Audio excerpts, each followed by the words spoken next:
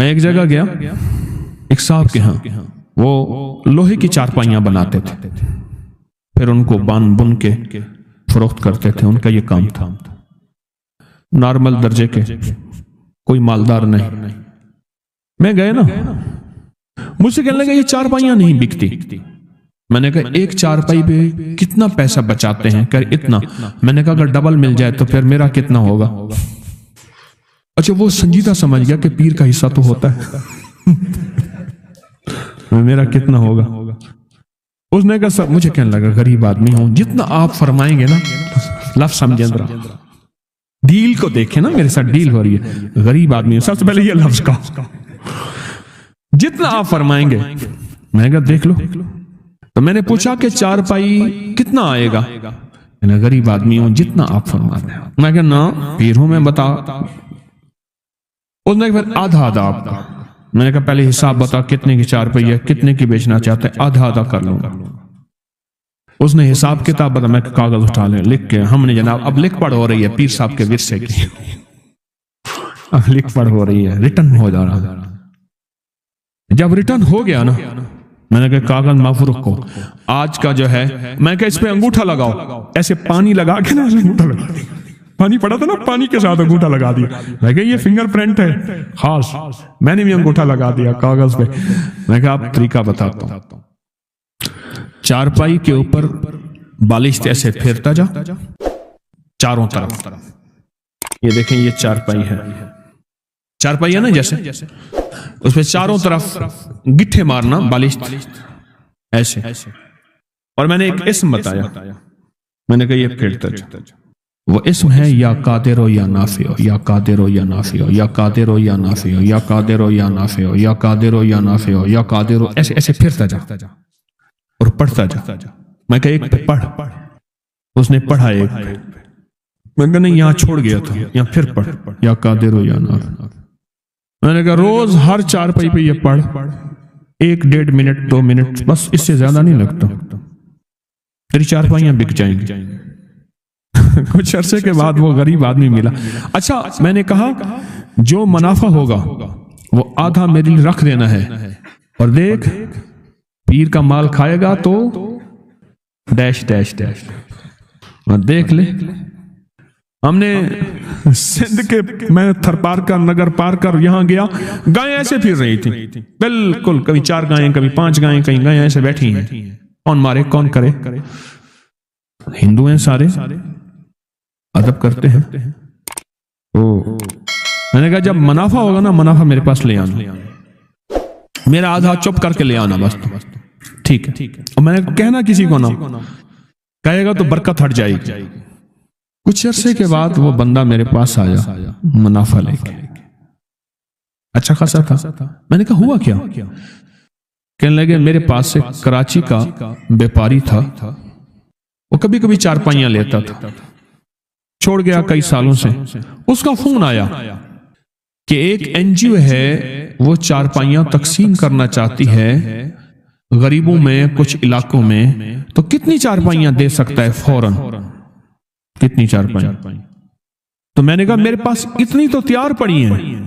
کہنے لگا یہ تو فوراً بھجوا دے۔ تو میں نے پوچھا کہ، اس نے کہا کیا ریٹ ہے؟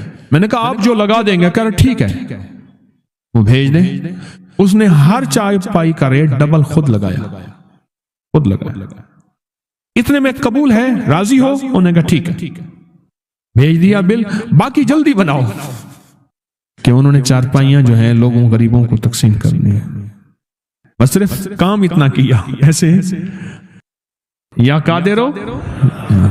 ویسے بھی میں بتایا کرتا ہوں کہ آپ کوئی خریداری کرنا جائیں، کوئی چیز خریدیں تو صرف 45 بار آپ پڑھ لیں یا قادر ہو یا نافع۔ کوئی بھی چیز بیچنی ہے یا خریدنی ہے، کوئی بھی سودا کرنا ہے، کوئی بھی، آپ 45 بار پڑھ لیں یا قادر ہو یا نافع ہو، اس کا نفع نقد آنکھوں سے دیکھیں، نقد دیکھیں آنکھوں سے، کمال دیکھیں آنکھوں سے، تاثیر دیکھیں آنکھوں سے۔ وضو بے وضو ہر حالت میں پڑھ سکتے ہیں، صرف 45 بار۔ کیا؟ یا قادر ہو یا نافع، صرف 45 بار، صرف 45 بار۔ اس نے سارا واقعہ سنایا، کیسے ایسے پیسے ہیں۔ میں نے کہا اب بتا اس کو ڈبل کر دوں؟ پہلے ڈبل تو ہو چکے تھے، وہ پیسے ڈبل ہوتے ہیں نا. کچھ پیر ایسے ہیں پتہ نہیں، تو میں نے کہا اس کو اب ڈبل کر دوں. کہنے لگا پھر اب اس کے معاملے میں کش مکش تھی کہ اس کا حساب پھر کیا ہوگا. میں کہا ڈبل کر دوں. کہنے لگا جو آپ کی مرضی ہے. بے بسی کی کیفیت تھی، سچی بات ہے. وہ مجھے سچ بتاؤں میرا تھا مرید، عقیدت بھی رکھتا تھا، لیکن اتنے پیسے دینے پہ راضی نہیں تھا. غریب بھی تھا، مرید بھی تھا، عقیدت محبت بھی کرتا تھا، لیکن اتنے پیسے دینے پہ راضی نہیں تھا، اور وہ میں بالجبر لے رہا تھا. میں نے کہا آپ ڈبل کر دوں جیسے آپ کی. میں نے کہا تھیلی میں رکھ اس پہ ہاتھ رکھ. اس کا ہاتھ رکھا، میں نے اللہ سے دعا کی، ذکر کیا، کچھ اعمال کیے، دم کیا. میں نے کہا اب یہ پیسے جا کے ایسے رشتہ داروں کو دے جو تجھ سے زیادہ غریب ہو. وَبِذِي الْقُرْبَى وَالْيَتَامَى وَالْمَسَاكِينِ وَابْنِ السَّبِيلِ. ایسے رشتہ داروں کو دے جو تجھ سے بھی زیادہ غریب ہو. ایک صحابی آقا کی بارگاہ میں حاضر ہوئے، حضور ایسی غلطی ہوگی، روزہ میرا ٹوٹ گیا. تو پھر فرمایا کہ پھر 40 مسکین. انہوں نے کہا میں سرکار میں خود ہی مسکین ہوں. اچھا کرتے کراتے انہوں نے کہا اتنا کھانا لے آیا. انہوں نے کہا آخر حضور نے مفہوم ہے، فرمایا چلو تو خود ہی کھا لے. اس نے ایسی دلیلیں دی آقا کو، حضور میں تو خود ہی مسکین ہوں. حضور مسکین بتائیں، وہ اپنے آپ کو اور زیادہ مسکین کرتے. آگے رحمت للعالمین تھے. تو میں نے کہا کہ غریب ڈھونڈ پر ہوں رشتہ دار. تیرے مخالف ہیں، موافق ہیں، اس کا تعلق چھوڑ دے. میں نے ان سے عرض کیا کہ ایسے رشتہ داروں کو دے، ایسے رشتہ داروں کو، اور جا کے انہیں دے، ہدیہ دے. اب وہ بیچارہ پریشان، یہ کہانی کیا بنی. میں نے کہا ڈبل نہیں ہوں گے، ڈبل تیرے میرے پاس بول ہیں. اللہ کے ہاں جو لفظ ہے 70 گنا دوں گا، اور 70 عربی میں 70 نہیں ہوتے، 70 سے مراد بے شمار. اچھا اس سے بھی اگلا لفظ ہے واللہ یضاعف لمن یشاء واللہ واسع علیم. میں اس سے زیادہ، اور تم لوگوں مجھے نہیں جانتے میں کتنا واسع ہوں، اور میں اپنی وسعت کو خود جانتا ہوں میں کتنا وسع. واللہ واسع علیم. وہ علم میرے پاس ہے کہ میرے پاس کتنی طاقت کے، قدرت کے خزانے ہیں، اور علم کے اور کمال کے اور دولت کے اور رزق کے کتنے خزانے ہیں تم نہیں جانتے. میں کہ جا تیری ہر چیز ڈبل ہو جائے گی. سچ پوچھیں اس 4 پائیوں والوں کی ہر چیز ڈبل نہیں ہوئی، 70 گنا ہو گئی ہے. 70 گنا ہو گئی ہے. اس دفعہ ربیع الاول میں اس نے بڑی دینگیں آگے یہاں بانٹی، بہت زیادہ. اور وہی شخص تھا جو لقمے کے لیے بعض اوقات پریشان ہوتا تھا. آپ کی بھی کوئی چیز اگر ایسی ہو جو آپ چاہتے ہیں کہ اس میں برکت ہو، اس میں خیر ہو، تو آپ بھی ہاتھوں کا یہ عمل، آپ کو بھی اجازت ہے یا قادر ہو یا نہ. میرے ذہن میں آیا، میں نے آپ کو تو اجازت دی نہیں. کوئی بھی چیز ہے آپ اسے نفع مند بیچنا چاہتے ہیں. ایک تو وہ سورۃ یوسف کی آیت نمبر 80 ہے، یاد ہے آپ کو؟ ہے نا آیت نمبر؟ سورۃ یوسف کی آیت نمبر 80. جو چیز نہ بکتی ہو، آیت نمبر 80، جو چیز نہ بکتی ہو ہر نماز کے بعد 11 دفعہ پڑھ لیا کرے. بکے گی اور نفع میں بکے گی، ایسی بکے گی کبھی گھاٹا نہیں ہوگا. سورۃ یوسف کی آیت نمبر 80 بہت طاقتور ہے، بہت طاقتور ہے. کوئی چیز ایسی ہو جو رک گئی ہو اور بندہ تھک گیا ہو کہ اب یہ میرے بس میں نہیں ہے، تو وہی سورۃ یوسف کی آیت نمبر 80 پڑھنا شروع کر دے. مزید پڑھنا ہے تو کثرت سے پڑھنا شروع کر دے، اور بہت کثرت سے پڑھنا شروع کر دے، اور بہت کثرت سے پڑھنا شروع کر دے. وہ چیز نفع مند بکے گی. اور مزید یہ عمل میں نے بتا دی بالشت کا، اور ہر بالشت پہ پڑھے یا قادر ہو، مولا تو قادر بھی ہے، اس کو بچوا دے، پر نافع ہو، نفع کے ساتھ. تو ہر چیز پہ قادر ہے، تو ہر چیز کر سکتا ہے. تیرے لیے کون سی ہے؟ تو चाहे तो सब कुछ हो जाए, तेरी चाहत का नाम वजूद है। मैं कराची में जाता हूं कभी कभार, वहां एक साहब हैं, मोहब्बत से बुलाते हैं, बहुत ज्यादा बुलाने वाले हैं, उनके यहां चला जाता हूं। मैंने देखा तो उनका भाई जो है ऐसे चल रहा था तो हाथ में तस्बीह थी, बात थोड़ी करता था, तस्बीह ज्यादा पढ़ता था। उसका दुबई में बहुत बड़ा कारोबार, जिसे कहना चाहिए बहुत बड़ा कारोबार दुबई में। कहने लगा गाड़ी में जा रहा था, कुछ लोग आए, गाड़ी का दरवाजा खोला, बैठे, मुझे ले गए। फिर मेरे घर वालों को महीनों पता ना चला, और उसके बाद बड़ी अजियतों के बाद मैं छूटा। अब वहां बैठ के फिर अल्लाह ही था तन्हाई में, और तो कुछ था ही नहीं। कहा कि वो अल्लाह से जिक्र करने और बातें करने की ऐसी कोई मुझे आदत सी पड़ गई है। अब लोग मुझे कहते हैं कि आप जेल की अजियतों की वजह से खामोश हो गए हैं। मैं लोगों को लाख कहता हूं, नहीं, वो मानते नहीं। जैसे ना बंदा कोई गम की वजह से बाजों का अपना चुप हो जाता है, वो क्यों कहते हैं, उसे चुप लग गई है, खामोश हो गया है। ताकि मैं लोगों को कहता हूं, नहीं, मैं जेल की वजह से खामोश नहीं हूं। उस कैद ने, उस जेल ने मेरे ऊपर जो आजमाइश भेजी है, उस कैद ने और जेल ने मेरे ऊपर जो आजमाइश भेजी है, और मैं फिर वहां जिक्र का आदी बना, दुआओं का आदी बना, तस्बीह का आदी बना, आमाल का आदी बना, और वो आदत सी पड़ गई है। और वो आदत सी ऐसी पड़ी है कि बस सारा दिन अब उसी में लगा रहता हूं, सारा दिन अब उसी जिक्र में और उसी याद में मैं लगा रहता हूं। कहीं ऐसा ना हो हम भी अगर जिक्र से गाफिल हुए, तस्बीह से गाफिल हुए, खुदा ना खासा ऐसी आजमाइश आ जाए और फिर हम जिक्र और तस्बीह और आमाल के आदी बन जाएं, अल्लाह से आफियत मांगे। और अगर हमारी जुबानों पे तस्बीह जिक्र आ गया है आफियत के दिनों में, तो समझ लें ये उसकी अता है, ये उसकी नेमत है, ये उसकी करीमी है, ये उसका फजल है। उसने बहुत बड़ी आजमाइश से पहले हमारे ऊपर इतना करम कर दिया, उसका बहुत बड़ा करम है।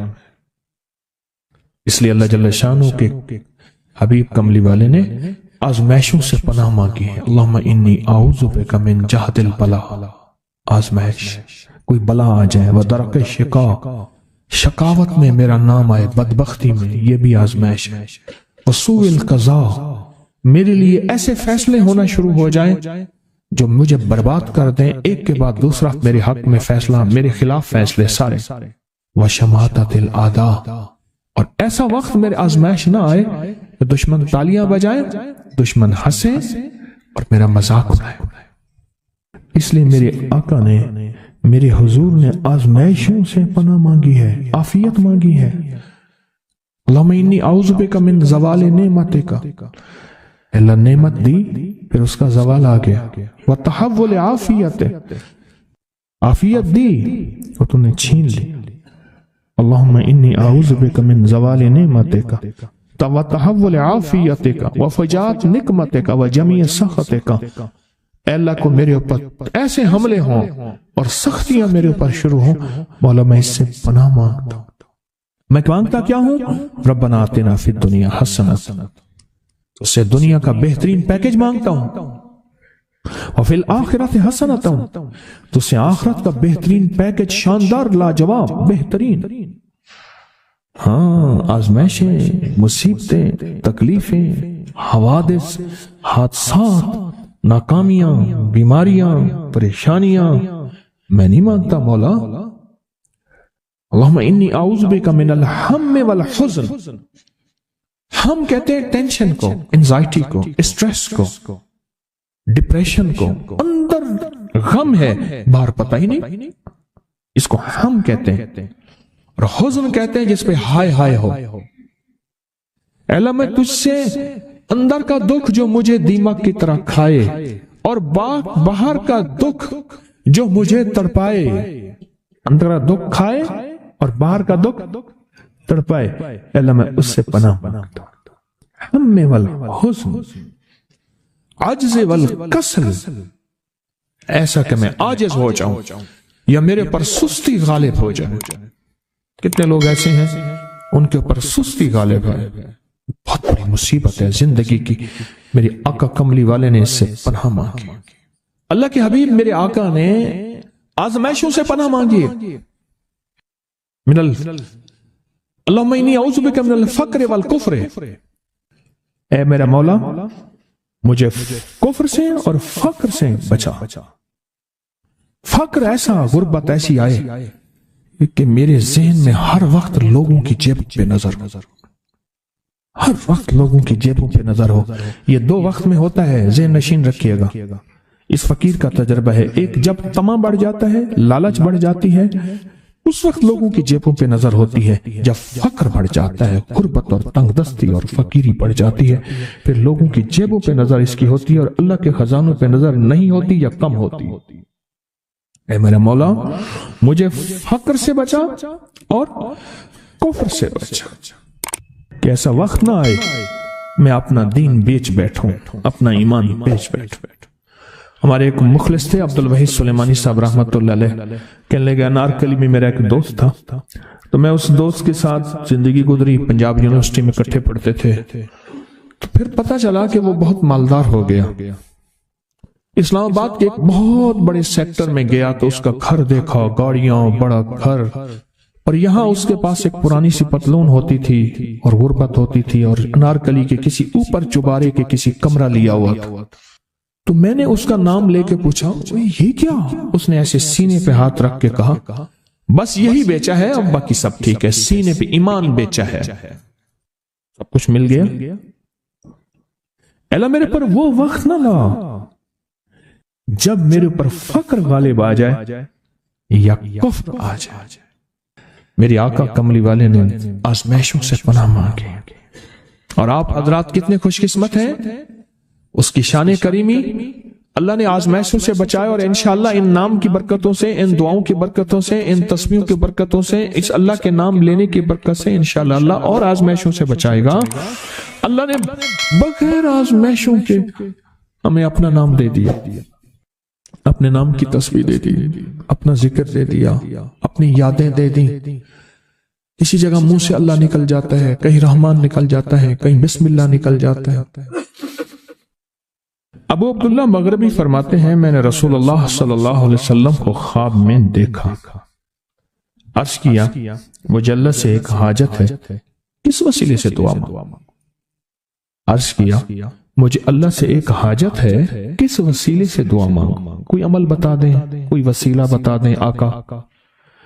میں نے حضور سے خواب میں سوال کیا. آپ نے ارشاد فرمایا جس کو بھی اللہ سے کوئی حاجت ہو اسے چاہیے وہ سجدے کرے، یعنی 2 رکعت ادا کرے اور سجدے کی ہر رکعت میں 40 مرتبہ آیت کریمہ پڑھے، جو میں عمل میں بتایا کرتا ہوں. لا الہ الا انت سبحانک انی کنت من الظالمین. جب بھی کوئی مشکل ہو، الجھن ہو، پریشانی ہو، کوئی تکلیف ہو، کوئی مسئلہ ہو، تو میرے حضور نے فرمایا کہ تو ایسا کر، تو ایسا کر، تو کیا کر؟ تو نفل پڑھ، ہر رکعت میں سبحان ربی العالی کے بعد 40 مرتبہ آیت کریمہ پڑھ، اور پڑھ ایسے ڈوب ڈوب کے، مانگ مانگ کے، گڑ گڑا کے، بھیکاری محتاج سائل اور منگتا بن کے پڑھ. اور حدیث میں آیا کہ کوئی مصیبت زدہ اس کو نہیں پڑھتا جس کی مصیبت دور نہیں ہوتی. آیت کریمہ کو فرمایا کوئی مصیبت زدہ اگر پڑھ لے اس کی مصیبت دور ہوتی ہے. اور ایک اور حدیث میں ہے کہ کبھی ایسا نہیں ہوا کہ کسی مسلمان آدمی نے کسی چیز کے لیے اسے پڑھا ہو اور اس کی دعا قبول نہ ہوئی ہو. اور اس کو ترمذی اور نسائی نے روایت کیا ہے. میرے آقا فرماتے ہیں کہ میں جب شب معراج میں میرا ایک شخص پر گزر ہوا جو نور عرش میں چھپا ہوا تھا. عرش کے نور میں اتنا ڈوبا ہوا تھا، خود چھپا ہوا تھا. عرش کے نور میں نے پوچھا یہ کون ہے؟ یا کوئی فرشتہ ہے؟ فرمایا نہیں۔ میں نے کہا تو پھر یہ کون ہے؟ فرمایا ایک انسان ہے، جب دنیا میں تھا تو یاد خدا اسے اس کی زبان پر تر و تازہ رہتی تھی، اس کا دل مسجد میں لگا رہتا تھا۔ آج اللہ کے حضور یہ نور عرش کے نور میں اتنا ڈوبا ہے کہ خود چھپ گیا۔ دو چیزوں کی وجہ سے، ایک اس کی زبان ہر وقت اللہ کی یاد سے تر و تازہ رہتی تھی۔ جو دم غافل سو دم کافر، میں نے مرشد سبق پڑھایا ہو۔ حضور کہتے ہیں میں مرشد کے پاس گیا، میں نے کہا حضرت کو نصیحت فرما دیں۔ فرمایا میری نصیحت یہی ہے، جس دم غافل ہوگا سمجھ لے وہ دم تیرا کافر ہے۔ اور کافر کے معنی اصل ہیں انکار کے، وہ تیرا دم اللہ کے ساتھ جڑا ہوا نہیں ہے۔ فرمایا ذکر کرنے والوں کی مثال زندہ کی ہے اور ذکر نہ کرنے والوں کی مثال مردہ کی ہے۔ حضرت خالد بن ولید نے فرمایا ایک طرف ہزاروں تھے اور فرمایا مجھے چند دے دیں، تو پوچھا آپ کو چند کیوں دیں؟ کہا وہ سارے مردہ ہیں، وہ کلمہ پڑھنے والے نہیں تھے، وہ سارے مردہ ہیں، مجھے چند کلمہ پڑھنے والے دے دیں، یہ سارے زندہ ہیں اور یہ غالب آئیں گے۔ اور یہی ہوا، اور یہ کلمہ پڑھنے والے غالب آ گئے۔